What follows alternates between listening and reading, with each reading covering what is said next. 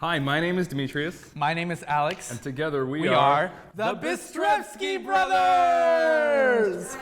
We're filming this way. The Bistrevsky brothers!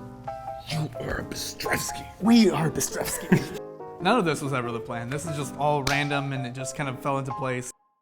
We didn't plan to be circus performers. We both grew up in Washington. I was a breakdancer, b-boy, and I did theater. I studied writing in college. I was a creative writing major and theater.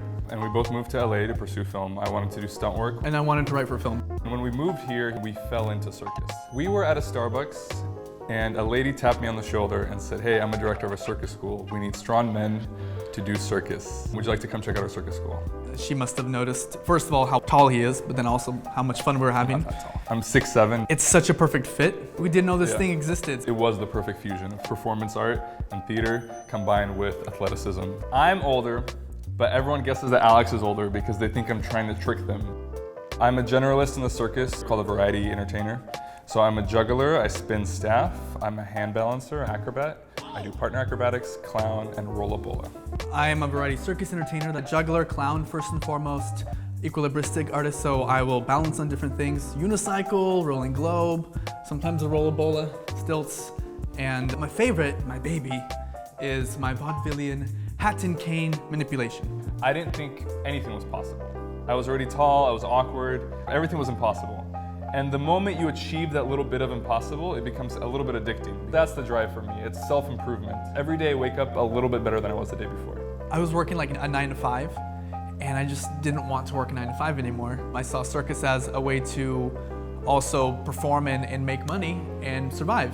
It became the career. Performance was the exciting thing right off the bat. The performance high, I loved getting on stage. I was nervous, really nervous.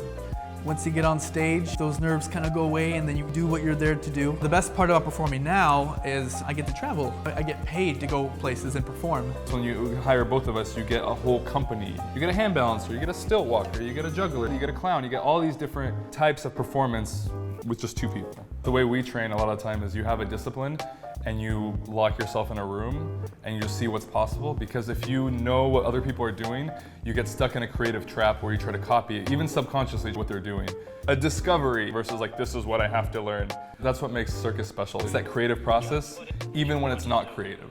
And usually through a lot of failure. Rollabola is Chinese pipe balancing. One of my favorite things. It's essentially a pipe, an aluminum pipe with a wooden plank. There's very little friction, and if something goes wrong, you can seriously get hurt. I do some partner acrobatics. It's like a very close bond that you form with another person. An amount of trust that you don't have in normal life. If they fall, we have this contract that I have to catch them. I could feel what they're feeling, like a small little vibration through my hands or through my shoulders or through my body. And I could kind of feel where they're at and compensate. So where you're like communicating with each other without talking. So every time I literally roll into a place, people always ask me, is it a yoga ball? And I knock on it to show them that it's plastic. Circus is my day job, and then I also do film. I'm a creature actor, a suit actor, and what that means is in the films when you see the giant alien or the Sasquatch or the monster, there's someone in that suit. It's always the small guys who do the crazy, like jump off the wall, and I want to see a big creature do that. And the suits, it's a form of torture. It's a whole level of performance and acting that most people don't know about. Jim Carrey hired this guy who dealt with torture to teach him how to endure torture. You're trapped in a costume that you can't escape. And you might be there for 15 hours, you might be there for 20 hours, you don't know. The claustrophobia. You have to endure extreme circumstances. Your long hours on set, sometimes you can't eat, your head is glued on, or you don't have hands, so people have to feed you. A lot of times you can't see, and you're doing fight scenes with barely any visibility. It takes a wear on the body, like the skin gets agitated with having prosthetics. Your body gets fatigued, you start creating weird compensation patterns. If your creature's hunchback and you're hunchback for 6 months, you start having problems with your back. Those are like the unsung heroes of the creature film. He used to practice creature stuff at LA Fitness. He would crawl on the ground and people would be terrified. I used to do magic stuff as a kid, like as a magician, and then you were told to grow up and not have those little silly dreams. Not until that I got back into circus later that I realized, well, that's actually where I needed to be. Performance, really just being who I was. When I first started juggling, I was terrible at it. So was I. Terrible. I loved Buster Keaton and Charlie Chaplin. I really just became enamored, a way that I could express myself in a way that I had never known before. One day I picked up a stick and I just started twirling stuff around. I had no training and I really liked how it felt. I was terrible at first, but I was still on cloud 9 and it was just A lot of practice, day in, day out. I would go into the gym, throw a hat around for 9 hours straight. When I was first starting to do hand cane, I did a show with the LA Opera, played Charlie Chaplin. And then since then, I realized, oh, okay, I have this knack to play this super over-the-top clown character. I could combine those two. I've been hired quite frequently to go to private events and kind of crash the party as Charlie Chaplin, create as much chaos as I possibly can. But as Charlie Chaplin, you can get away with anything. People want it. It's nostalgic for people, but also still exciting and fresh. I had a lady, she was in her 80s. She came up to me and she's like, I saw Charlie Chaplin perform and you're just like him. That made me feel really good. That was like a big compliment for me, and I really took it to heart. You can't fake talent. In the early starts of TV and film, they came from theater and vaudeville. You had to be the best at what you did. You had to do it in 1 or 2 takes. There wasn't 20 takes or 30 takes and cuts. Buster Keaton, he would do everything in 1 take. If you couldn't do it in 1 take, move on. That's the way I approach stunt work. If I can't do it in 1 take, then that means I'm not ready to do it because my life is on the line physically. One of the reasons why our training seems so manic is that we both started as adults. They say 10,000 hours to become a master at something. If you train 6 hours a day, 365 days a year, it'll take you 5 years. I want to get there faster, so what if we try 7 hours, 8 hours, sometimes 9 hours a day?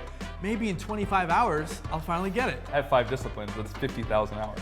So each one has a price they have to pay. So at this point now, I see time as a currency. It might be 100 hours before you reach that moment that you feel like you're having fun. So it's a grind for the first bit. Juggling for me was 2.5 years before I enjoyed clubs. I hated clubs so much, I clocked in like 3,000 hours in a year. I didn't like juggling either when I started. He would force me to juggle. 3,000 hours seems like a lot, but if you did an hour a day, 6 days a week, that's 10 years. You start to feel guilty when you're not training. You'll try to mix training with everyday tasks. We used to go to an LA Fitness and we'd have to dodge classes. So we get there in the afternoon, stay there for only like 5 hours, then we leave for 2.5 hours, and then we come back and we stay till midnight. The training doesn't stop. I've been sneaking kettlebells into movie theaters. I'll sit in the very back row, I'm very courteous. I'm just like balancing a kettlebell here. A friend of mine would invite me out to the bar or this party or this or this or this. For a while, I declined everything for like 3 years. So did I. To me, training is so important, and my career is my passion. But we also have all the other tasks that you would have to do for a freelancing business. Yeah, I started at 23 already. I started at 21. And at that point, like 30 was a deadline for me. I thought that I couldn't push myself at this level after 30. I just hit 30 like a few months ago, and this lifestyle isn't sustainable indefinitely. I can't push 9 hours a day every single day for the rest of my life. But I could push as much as I can right now when I'm young and have energy and have the lifestyle that's suited for it. One of my biggest goals right now is to get into Cirque du Soleil. I just want to be in Cirque du Soleil and enjoy that run. He's a very scary person to audition against, which is also amazing. Like if we're in the same auditioning room, it's not a rivalry, it's competition that sets a standard. The beauty of circus is that it's not just something you could be born into. You don't have to come from a circus family to do circus. This is new blood, keeping this alive. So it's never gonna truly die out. It's always being threatened, but circus will never die. Circus is real magic. It's you go on stage and there's no illusion, there's no trick. The trick is they've practiced it. Roll a bola and it's a pipe and a piece of wood, and people ask me what the trick is to roll a bola. Like they think there's magnets there or strains or something like that.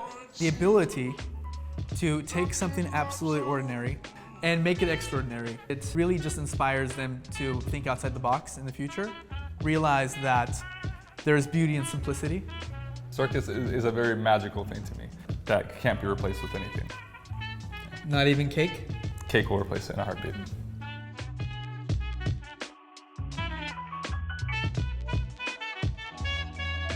When you press me to your